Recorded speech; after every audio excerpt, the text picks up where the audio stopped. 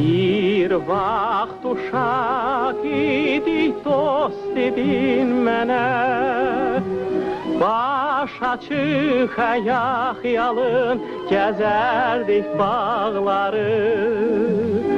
Səni gördüm dostum, yad etdim yenə, bir şirin yuxu kimi ötən o çağları.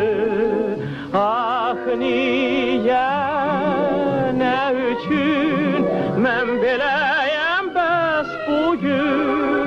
Ah niyə sənin mən tuta bilmirəm əllərindən?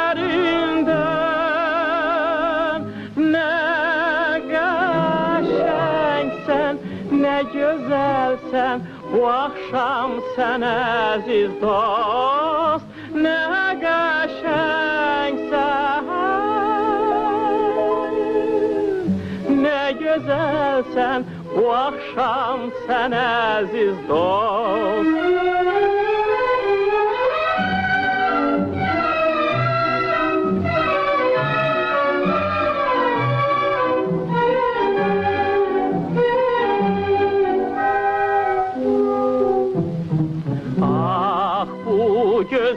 Gözəllik mən bəs o zaman nə üçün hiss etmədim, söylə bugünkü tək. Bugün nə olsa da əzizim inan, öz sözün deyər sənə daha sevən ürək. Ah niyə, nə üçün mən beləyəm bəs bugün? Ah niyə sənin mən tuta bilmirəm əllərindən?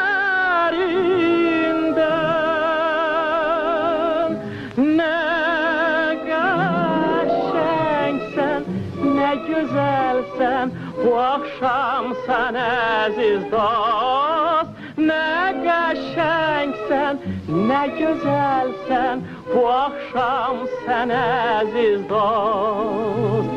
Əziz dost.